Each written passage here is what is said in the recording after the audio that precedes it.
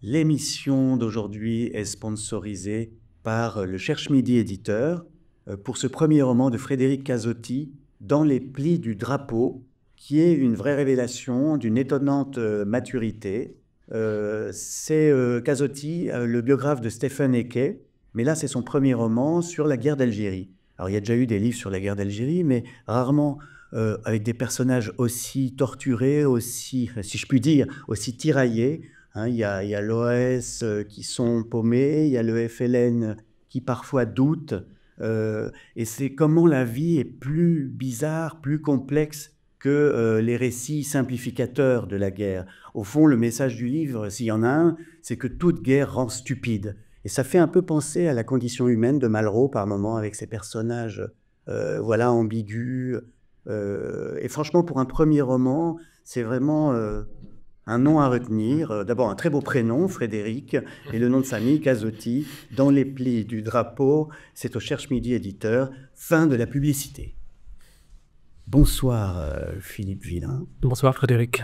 Je suis très heureux de vous recevoir parce que je vous lis depuis longtemps. Vous avez publié combien? 13 à peu près romans, récits oui. En 28 ans. Et puis des essais. Il y a beaucoup autant d'essais d'ailleurs. Beaucoup d'essais. Ouais. Mais avant de commencer la discussion, on envoie le générique. Bien sûr.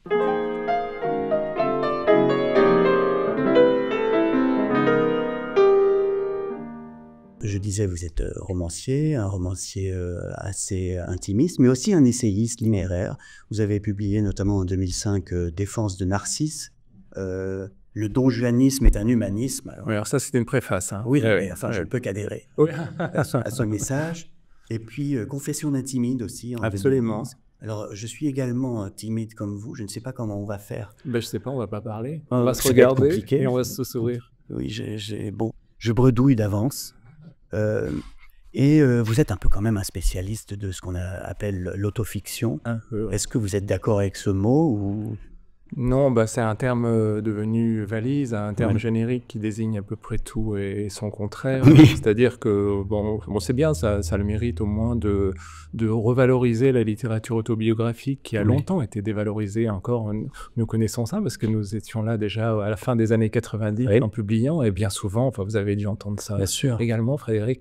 Écrire sur soi, c'est pas littéraire, c'est pas de la littérature, c'est impudique, c'est narcissique, et c'est la raison pour laquelle j'avais écrit cet essai Défense de Narcisse, justement pour réhabiliter le genre. Alors évidemment, autofiction, pour moi, c'est vraiment un texte intime, mais qui fictionne cette vie intime. À la différence du récit autobiographique qui propose un pacte de vérité avec le lecteur, et ça change tout, évidemment. C'est votre cas, d'ailleurs, avec ce dernier livre, Mauvais élève, publié aux éditions Robert Laffont. Il n'y a pas du tout de fiction. C'est donc une nouvelle autobiographie, une confession intime, qui commence par votre enfance. Vous venez d'un milieu socialement défavorisé, pauvre, fils d'un employé de bureau, qui buvait beaucoup, une mère qui était dactylo, c'est ça. Vous partez de cette jeunesse-là pour aller vers votre rencontre avec donc Annie Ernaux. Alors, racontez un peu le cheminement, parce qu'au départ, vous êtes en échec scolaire, vous n'êtes pas du tout un lecteur, vous ne lisez pas du tout. Oui, en fait, je raconte ce passage de l'état de non-lecteur, mais vraiment un non-lecteur, c'est-à-dire que je n'avais pas lu un roman avant 19 ans, enfin c'est quand même important. Je lisais les magazines de foot, vous savez, 11 et Mondial, et je suis passé de 11 et Mondial à Jean-Paul Sartre, à la nausée, vraiment, c'est le grand écart absolu. Et voilà, j'avais pas d'intérêt pour la lecture, pour la littérature, j'étais vraiment... plus qu'un mauvais élève, j'étais un très mauvais élève, un cancre, qui avait redoublé 2 fois au collège et qui a été orienté vers un CAP BEP sténodactylographie. Oui, pour faire comme vos parents qui étaient... Voilà, c'était la reproduction sociale. Finalement, à l'époque, il n'y avait pas forcément d'autres voies, il n'y avait pas beaucoup de choix.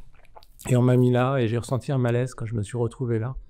Et je me suis réfugié dans la littérature qui m'a littérairement sauvé, même si je sais qu'aujourd'hui la formule est un peu galvaudée, finalement tout le monde s'est sauvé par la littérature, mais alors pour le coup, il se trouve que sans cette littérature, eh bien sans doute je serais resté à ma place Et c'est elle qui a contribué à m'élever, alors d'abord intellectuellement, moralement aussi, parce que je tournais vers une forme de petite délinquance à ce moment-là.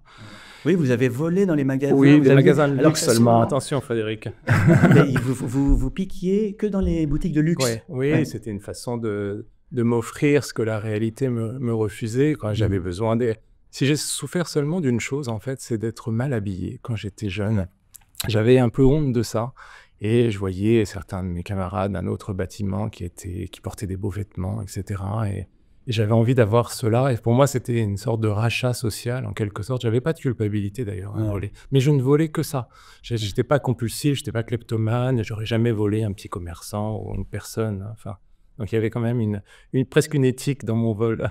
Et donc, tout ça se passe dans la ville de Rouen, c'est ça? À Rouen, non, c'était juste avant Rouen. C'était à Gaillon, Vernon, la grande périphérie parisienne. Voilà, une cité. J'habitais dans une cité industrielle à côté de Gaillon. Et évidemment, voilà, toutes ces conditions étaient très, très, très modestes, mais pas malheureuses, paradoxalement. J'ai pas eu une jeunesse malheureuse, même si, évidemment, mon père, par l'alcoolisme... évidemment, c'était une situation très compliquée, mais sinon, j'avais... Surtout quand il a perdu son boulot, en fait. Absolument. Le chômeur à la maison, et là, évidemment, c'était tourné en rond. C'était évidemment la grande solitude, et puis c'était une région et une époque où ça licenciait beaucoup, il y avait beaucoup de licenciements économiques, et mes parents, en fait, ont été licenciés économiquement, et ça a été terrible. Surendettement, les huissiers qui frappent à la porte, etc. Donc, c'était des conditions assez difficiles, mais voilà. Et comment le déclic s'est fait qui vous a donné envie de lire Jean-Paul Sartre?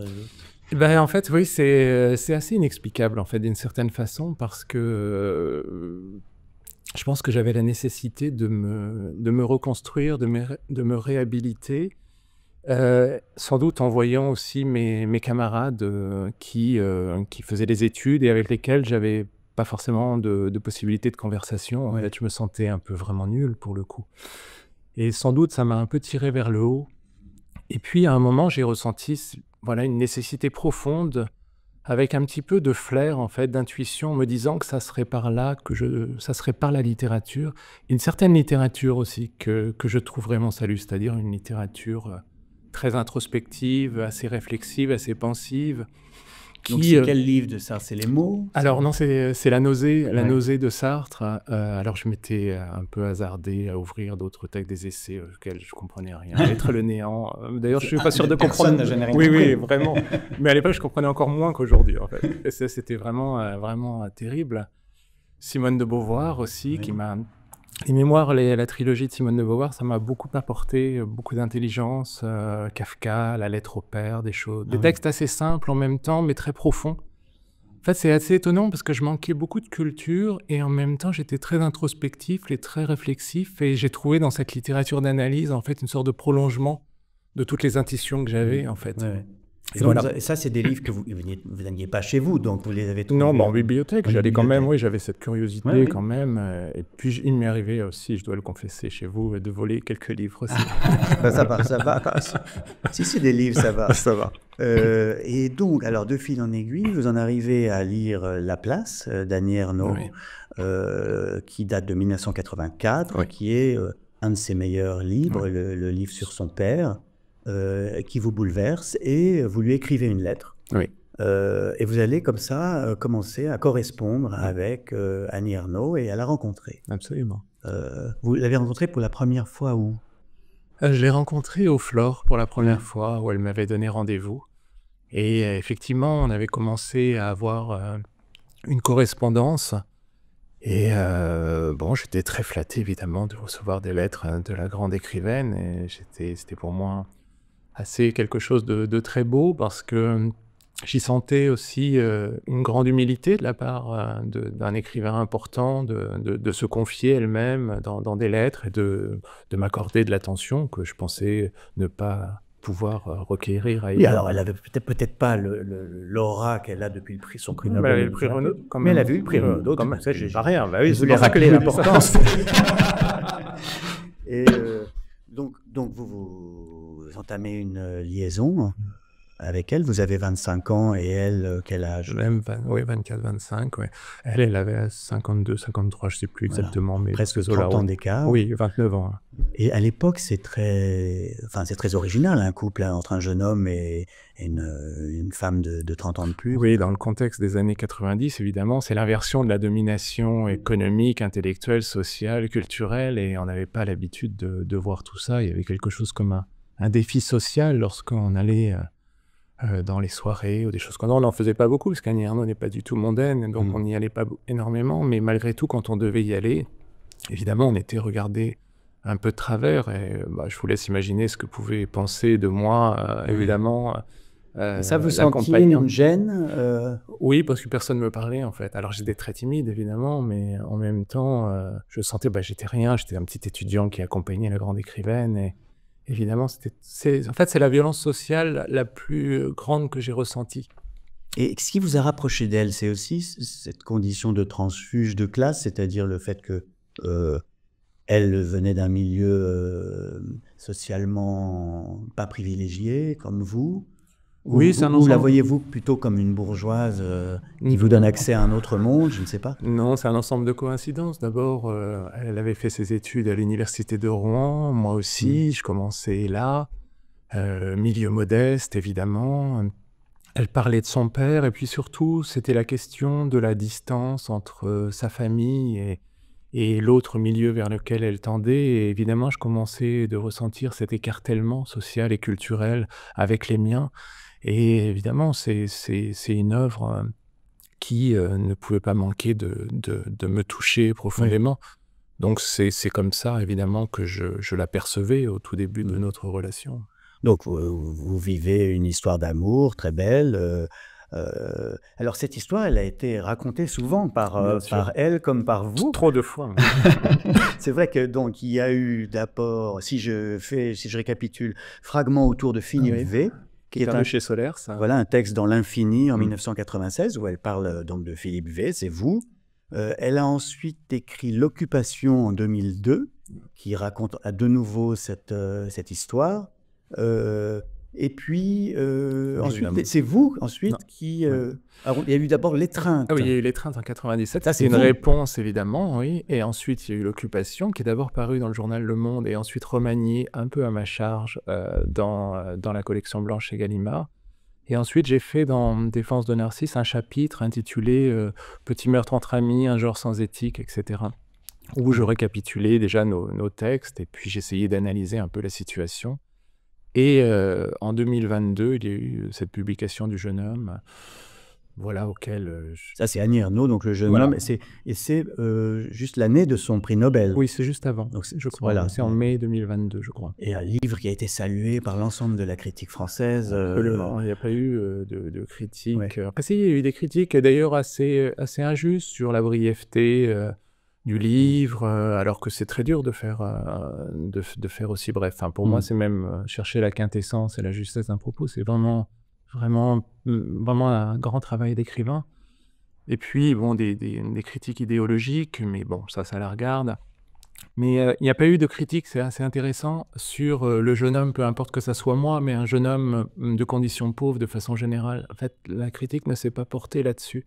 Or, j'aurais eu beaucoup à dire là-dessus. C'est ça qui m'a un petit peu étonné. Et elle avait, donc on peut dire que Mauvais élève est une sorte de réponse au jeune homme, ce nouveau livre de vous, et où vous dites, vous lui reprochez rien, c'est même très élogieux, et c'est une belle description de l'influence qu'Ernaux a sur votre œuvre, mais on sent que vous avez été blessé par le livre, notamment une certaine condescendance à votre égard, quoi. Oui, bien sûr, il y a tout un ensemble de choses. Moi, de là où je viens, en fait, avec toutes les épreuves que j'ai traversées, enfin, j'ai pas peur de la vérité, quoi, ça me dérange pas.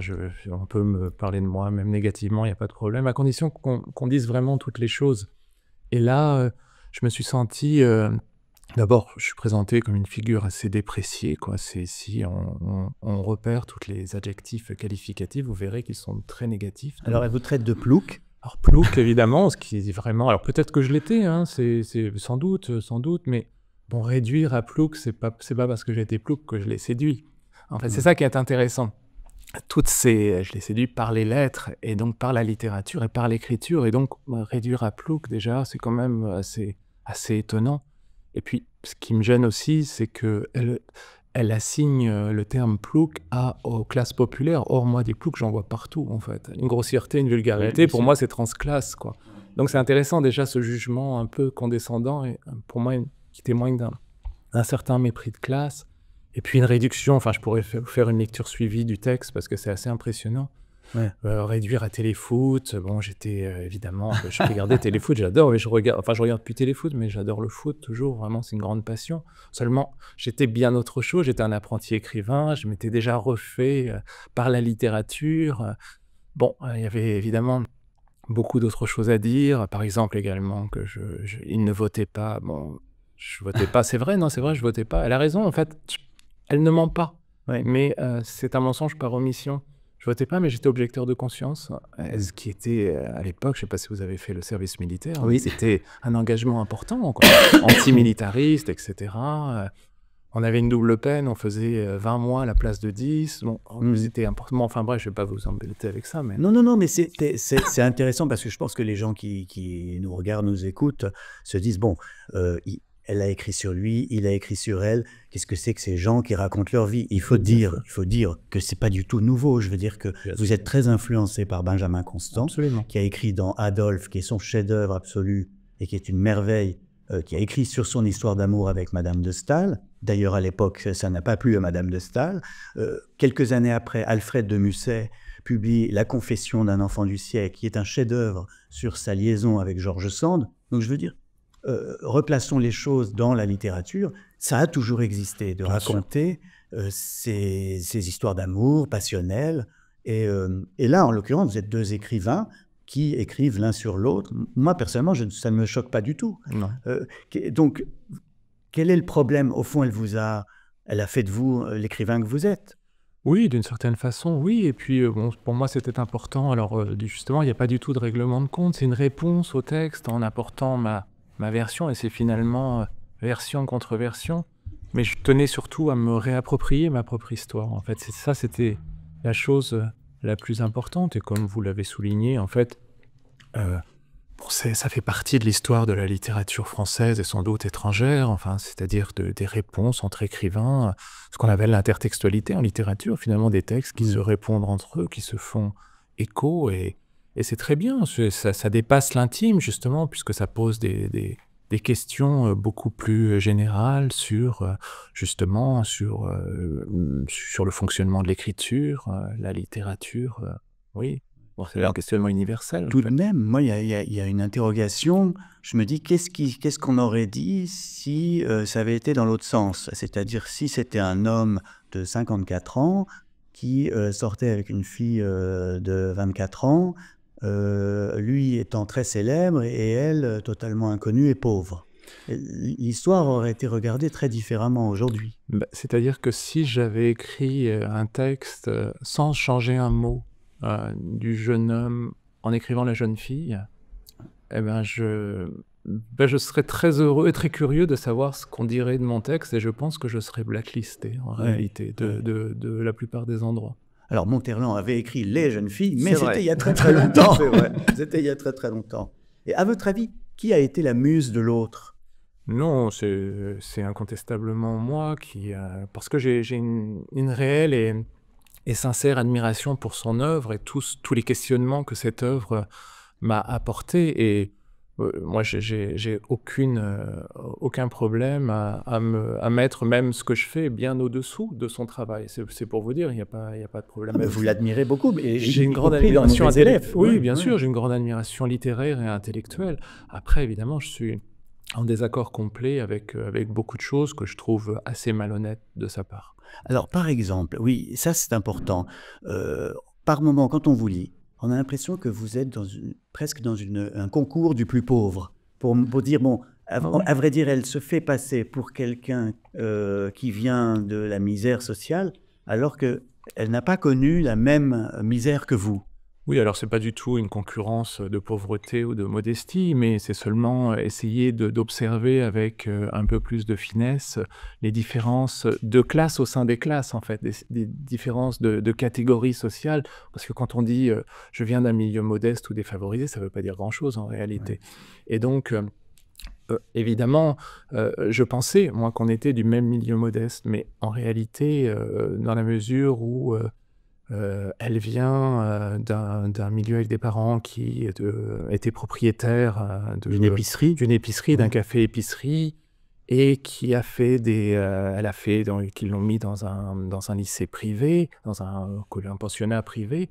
Donc voilà, on est déjà dans un désir de placer leur enfant dans les meilleures conditions, et c'est une école de la domination sociale d'une certaine façon. Parce que moi, je viens, et encore une fois, c'est pas pour concurrencer, c'est pour distinguer, pour Ouais. voir, pour pas mettre tout le monde dans le même sac. C'est comme la bourgeoisie, il y a la haute, la bourgeoisie parisienne, provinciale. Enfin, on pourrait nuancer et puis essayer de faire un examen beaucoup plus fin.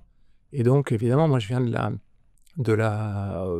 oui, des catégories ouvrières, industrielle, vraiment cosmopolite pour le coup. Elle vient d'une campagne rurale blanche, la campagne cauchoise, et moi je viens de la campagne industrielle cosmopolite, avec tous les licenciements massifs économiques, les surendettements, Ouais, etc. ouais. Bon, c'est assez... Et puis, je fais partie du processus de sélection sociale qui a été relégué dans CAP-BEP, dans tout ce qu'elle n'a pas connu. Donc, on n'est pas du même milieu défavorisé, c'est-à-dire moi, Ouais. je l'aurais considéré sans doute comme une bourge si je l'avais rencontré à Ouais, la ouais. même époque. On est toujours bourge d'un autre, cela dit. Et surtout chez la Pérouse. Mais et souvent dans le livre, vous ne supportez pas qu'on vous renvoie à votre condition originelle. Ça, vous employez souvent un mot que Ernaud a utilisé, qui est la honte. On a ce sentiment que vous avez pas, non pas un complexe, mais que vous Oui. êtes susceptible sur ces Non, détails-là. Ou en non, tout cas quand vous étiez plus jeune, pas aujourd'hui. non, non, non. En réalité, alors moi, j'ai jamais eu honte de mon milieu, d'autant moins que je continue de le fréquenter. Donc, et c'est même l'essentiel de mes fréquentations. Donc, j'en ai surtout pas honte parce que c'est là où je me sens le mieux. Et autrefois, vous en souffriez un petit peu quand... Non, la seule chose dont j'ai eu honte en réalité, c'est de l'alcoolisme de mon père et Hmm. de tous ses effets, de toutes les conséquences que ça avait pu avoir. Et ça, c'est vrai que ça, c'était une honte. Mais sinon, de mes origines et de mon appartenance, mais alors vraiment pas du tout, quoi. Oui, oui. Et est-ce que, quand vous avez publié Confession d'un timide, c'était en 2010, je Ouais. crois, est-ce que la timidité n'est pas le résultat du manque de confiance en soi Bien sûr. qu'on a quand on est dans ce type de milieu très défavorisé? Oh oui, alors, en même temps, tous mes camarades n'étaient pas timides, hein. Moi, j'ai vécu ça de façon assez dramatique, en fait, surtout l'alcoolisme, et cetera, et ma descente aux enfers de la scolarité. J'ai dramatisé quelque chose qui, pour les autres, ne l'était pas, n'était pas un drame en réalité. Et effectivement, ça m'a conforté dans une sorte de nullité, c'est peut-être fort, mais d'infériorisation, en fait. Et Ouais. donc, ça m'a beaucoup intimidé, surtout lorsque je devais être médiatisé, lorsque j'ai commencé de publier, en réalité. Et là, ça a été terrible, parce qu'on écrit pour ne pas avoir à parler, et puis quand on doit parler de son livre, finalement, Ouais. c'est compliqué. Oui, et ça va là? Vous vous sentez Pour pas trop l'instant, mal? avec vous, je me sens très bien, Frédéric. Non, non, mais tant mieux. Si on vous compare par exemple à quelqu'un comme Édouard Louis, qui a aussi ce parcours-là de quelqu'un qui vient d'un milieu ouvrier, avec un père alcoolique, est-ce que vous aimez les livres d'Édouard Louis? Parce que vous êtes un peu deux exemples finalement de transfuges qui se sont élevés socialement, devenus écrivains célèbres. Oui, je pense qu'avec Édouard Louis, pour le coup, on est de la même famille sociale, Mm. véritablement, ainsi qu'avec Didier Ribon. En revanche, là où je ne suis pas de la même famille sociale, c'est avec Nicolas Mathieu et avec Annie Ernaux, Oui. qui eux sortent justement d'établissements privés, qui n'ont rien à voir en fait. C'est vraiment... et qui appartiennent, à mon sens, aux classes moyennes inférieures, aux classes inférieures supérieures, mais pas vraiment dans une forme de précarisation des classes très très inférieures. Mm. Et oui, oui, moi j'apprécie beaucoup Édouard Louis, hein, j'apprécie beaucoup sa littérature, notamment parce que, au-delà du style que je partage pas toujours, mais il y a un courage de s'exposer, en fait, et c'est ce que je recherche, et un désir de justesse, c'est ce que je recherche chez un écrivain. Oui, et vous avez, alors pas du tout le même style, mais vous, votre style à vous est très classique, en fait. Vous avez un style sec, à la fois dissection fine, psychologique, et en même temps très dépouillé. C'est peut-être là le point commun, la phrase à la Annie Ernaux, elle vous a influencé tous les deux. Oui, disons que j'ai un désir de justesse, toujours dans le propos. C'est ce que, évidemment, j'ai hérité d'une certaine façon d'Annie Ernaux, quand elle m'a dit: «Il faut dire les choses», et j'ai appris à dire les choses et à être au plus juste possible. Vous diriez que vous étiez un jeune homme sous emprise, puisque c'est le terme à la mode. Non, à la vérité, je mentirais si je disais que j'étais sous emprise. En revanche, j'ai ressenti l'emprise dans l'écriture. Ça, c'est Ouais. vrai, je me suis senti encagé dans les mots d'Annie Ernaux, mais pas dans la vie, en réalité.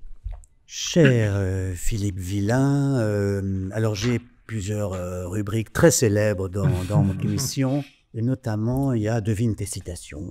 Je vous lis des phrases tirées de toute votre œuvre, et vous devez me dire dans lequel de vos livres vous avez écrit ceci.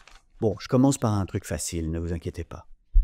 L'écrivaine était une belle femme, soignée, dont le sobre tailleur-jupe en velours vert, sous son manteau bordeaux, bordé de fourrure, lui donnait l'allure endimanchée d'une bourgeoise provinciale. Mauvais élève. Mauvais élève, votre dernier livre, 2025. Alors, la description d'Annie Ernaux lors de votre première rencontre est très aimable au début, et puis ça se gâte à partir de endimanché, l'allure endimanchée d'une bourgeoise provinciale. Non, c'est pas de sa part, quand même.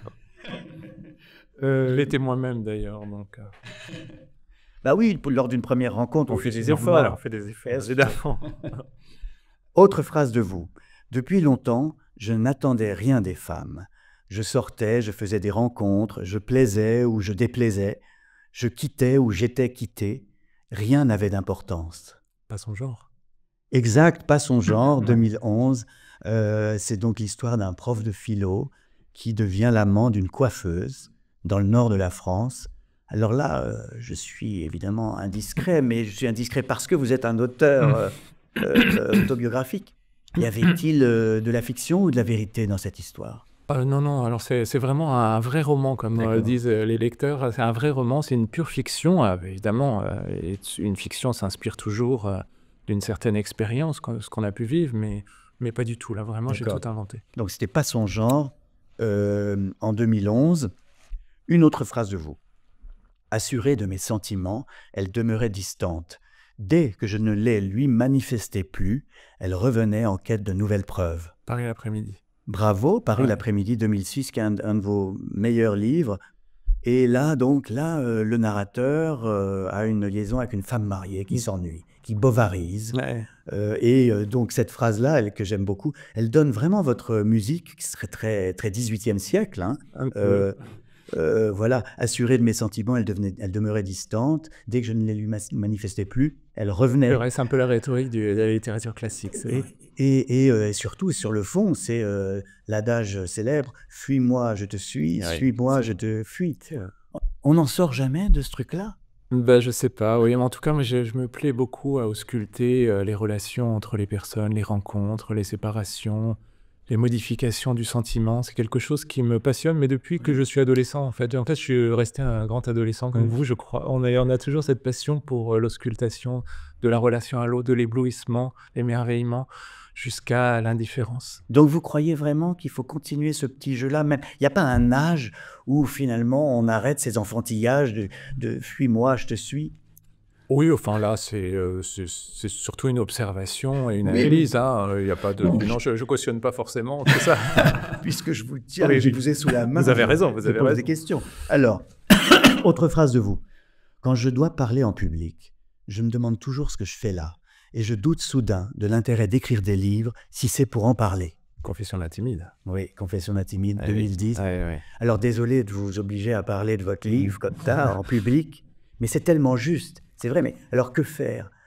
On écrit parce qu'on n'est pas bon à l'oral. Oui, c'est vrai. Et on se retrouve tout le temps obligé de s'exprimer à l'oral. Ouais. Alors maintenant, ça va, mais c'est vrai qu'au tout début, c'était vraiment très compliqué. Mais même encore jusqu'à une période assez récente, parce qu'on n'a pas beaucoup de temps aussi. Moi, je suis un peu un diesel, j'ai besoin de passer du temps avec la personne pour pouvoir donner tout ce que j'ai.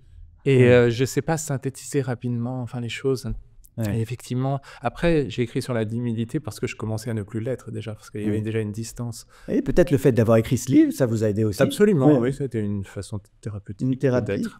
Dernière phrase de vous. Dans quel livre avez-vous écrit ceci? On dit que les absents ont tort, mais ils ont raison. Au contraire, leur absence est une ruse pour occuper les pensées de ceux qui restent. Un matin d'hiver. Mais vous avez 100% de bonnes réponses. C'est bien. Un matin d'hiver 2019. Et ça, c'est encore un aphorisme typiquement 18e, de moraliste. Non, les absents n'ont pas tort. Ils ont raison de s'absenter. Oui, c'est la façon de contradiction, en fait, de paradoxe dans la phrase, en fait. Sans doute que j'ai hérité de ça. Évidemment, quand on a beaucoup lu de littérature classique, on n'en sort pas indemne d'une certaine façon. Et quand on lit, ce qui est mon cas, tous vos livres, on se dit que vous êtes un moraliste, à la fois moitié libertin, moitié romantique. Est-ce que vous penchez dans un sens ou plus dans l'autre? À vrai dire, je me sens rien de tout ça. Je me sens pas moraliste, je me sens pas libertin, je me sens pas romantique, ou plutôt un romantique, ce que j'appelle un rêveur lucide, en fait. Romantique dans le sens où j'avais énormément de rêves, et tous ces rêves, toutes ces attentes ont été un peu déçues et déchues. Et, ah bon? Écoutez, vous êtes professeur de littérature à l'université de Naples. Pour quelqu'un qui vient du milieu ouvrier. Oui, mais j'avais sans doute d'autres idéaux. Je sais pas, c'est pas dans la carrière que la carrière me satisfait pas d'une certaine façon. Parce que j'en suis très content, mais elle me rend pas heureux en fait. Elle me satisfait professionnellement. Et en fait, mon grand rêve, moi, c'était de devenir joueur de foot. Donc, vous voyez, quel grand échec. Quel échec. Alors, on passe à l'autre rubrique très importante. Je vous ai envoyé les questions à l'avance pour vous. Si vous avez une sèche, vous pouvez la sortir. Ce que j'ai osé, en plus j'étais fort pour ça. Les conseils de lecture, parce que comme vous êtes très érudit et professeur de littérature à Naples, donc j'aimerais bien avoir vos conseils de professionnels. Un livre qui donne envie de pleurer. Alors, c'est Philippe Forest de L'Enfant éternel pour moi, qui est vraiment pour moi un très grand texte, un livre qui m'a beaucoup ému et que j'ai souvent relu, que j'ai beaucoup offert, et vraiment émouvant. Et c'est d'autant plus étonnant que j'ai pas vécu la même chose, j'ai jamais vécu cette situation. Il faut expliquer ce qu'avait Forest. Alors, Philippe Forest raconte la disparition de sa fille qui meurt d'un cancer, je crois, d'une leucémie, je ne sais plus, et sa fille Pauline. Et c'est simple, c'est profond, c'est intelligent. Et puis Forest, pour moi, c'est un grand auteur. Donc, c'est vraiment un texte très, très émouvant. Oui, très beau. Un livre pour arrêter de pleurer, après avoir lu Forest. Oui, alors un essai que j'ai lu récemment sur la nuit, d'ailleurs ça devrait vous plaire, c'est une phénoménologie du phénomène nocturne de la nuit par Michael Fossel. C'est un essai très très intéressant, très intelligent. C'est un philosophe qui m'intéresse beaucoup et que je lis assez régulièrement. Qui est aussi chez Gallimard? Non, je crois que c'est au Seuil, je crois, j'en suis pas sûr. Très bien. Un livre pour s'ennuyer. Il y a l'embarras du choix. Oui, en fait, il y en a trop. En fait, je vais faire un plus gros. Toute la littérature commerciale, en fait, qui m'ennuie profondément, qui est fondée sur une sorte de recette un peu narrative, c'est-à-dire description d'action, dialogue, description d'action, dialogue, et fabriquée avec beaucoup de bien-pensance. Tous ces livres. Vous parlez par exemple de la New Romance, les livres comme ça entre autres, et puis pas seulement, toute une littérature fabriquée qui est prodigieusement ennuyeuse, parce que la littérature, pour moi, c'est l'inattendu, c'est la surprise, et puis surtout pas de bons sentiments, parce que là, c'est horrible. Un livre pour crâner dans la rue. Évidemment, Proust. Proust. Vous croyez que ça marche toujours? Je sais pas, oui, parce que ça impressionne. Proust, c'est la Bible de la littérature. Je pense qu'on peut difficilement écrire mieux que Proust, quoi. Dans Mauvais élève, parfois, il y a des paragraphes un peu proustiens dans l'analyse de la subtilité, mais un Proust qui écrirait plus court. Oui, Voilà. oui, évidemment, encore une fois, on ne ressort pas indemne d'une lecture approfondie de Proust. Enfin, c'est marquant et c'est tellement... C'est l'intelligence du sensible pour moi. Ouais. Et, Alors justement, un livre qui rend intelligent. bon, il y en a beaucoup, hein. Enfin, bah, déjà tous les essais. Déjà, alors je vais dire Simone de Beauvoir. Moi, tout ce qu'a écrit Simone de Beauvoir, toute son œuvre, qui vraiment, ça fait partie des écrivains, comme Sartre d'ailleurs, comme Camus, qu'on dénigre à tort. On dit c'est les écrivains du bac, mais non, justement, ce sont des écrivains qui, à partir de choses un peu ordinaires, sont capables d'intellectualiser leur ordinaire. Et je trouve ça tout à fait admirable. Dans votre enseignement de prof à l'université de Naples, vous enseignez quoi? La littérature française Oui, ou... la littérature française, alors, je l'enseigne en français, parce qu'en italien, j'avoue que je serais bien incapable. Vous enseignez Simone de Beauvoir, par exemple? À tout le XXe siècle, en fait, Ouais, tous les grands courants du XXe siècle, Proust, Sartre, Camus notamment. Ouais, d'accord, donc d'où vos réponses. Voilà. Un livre pour séduire. Bon, je ne sais pas si on peut séduire avec un livre en réalité. Un livre d'Annie Ernaux. Bah, on va dire un livre d'Annie Ernaux. Voilà, très bien. On va dire Le jeune homme. Le jeune homme, voilà, c'est très bien. Un livre que je regrette d'avoir lu. Alors, je regrette jamais d'avoir lu des livres en réalité, parce que même quand le livre me paraît pas forcément intéressant, enfin, j'essaie toujours de comprendre la structure et le fonctionnement, et donc d'entrer dans les cuisines du livre, dans le garage du livre, et bah, finalement, aucune lecture n'est vécue en pure perte. Un livre que je fais semblant d'avoir fini. Ah oui, alors ça, c'est sans aucune hésitation, les mémoires de Chateaubriand, les mémoires d'outre-tombe. Ah bon? Ouais. Ouais, là, pour moi, c'est impensable, quoi. Ah bon, c'est vrai, ça vraiment. alors. Oui, c'est trop de références historiques, c'est lourd, je trouve. Proust n'est pas lourd, même si parfois ça peut être un peu, enfin très très profond dans la matière, du sensible, etc. Mais là, non, je peux pas, ouais, j'ai du mal. Le livre que j'aurais aimé écrire. Adolphe de Benjamin Constant. Ah, Voilà. Pour moi, c'est oui. le sommet de la littérature, parce que c'est bref aussi. En fait, c'est un livre, je vais être un peu vulgaire, ça pue l'intelligence, quoi. Mais c'est le premier, je crois à ma connaissance, puisque je suis avec un prof, c'est un des premiers livres à la première personne du singulier dans la littérature française. Il y a Rousseau avant. Oui, il y a Rousseau avant, mais pas beaucoup. Il y a les essais de Montaigne. Les essais de Montaigne. Et puis, il y a Saint-Augustin quand même. Oui. Mais bon, il y en a très peu en fait. Oui, oui. Évidemment. Et surtout, c'est dans les romans, première personne, c'est un des premiers, quoi. Et les autres surtout, je pense avoir lu qu'il l'avait écrit en à peine 6 mois. Alors, je me dis, mais... Voilà, moi, il me faudrait 3 ans pour écrire Mais il n'est pas très long, mais non. 120 pages. Oui, mais c'est un tel concentré, en fait, pour écrire, je sais pas, 100 pages. En fait, parfois, il en faut 500. Oui. C'est ça, en fait, c'est une sorte de concentré. Non, là, on est dans la très haute littérature. Oui, je suis tout à fait d'accord. Ouais. Quel est le pire livre que vous ayez jamais lu? Bah, encore une fois, toute la littérature commerciale, quoi. Là, ils sont tous plus pires les uns que les autres. Pardon, je me fais l'avocat du diable, mais...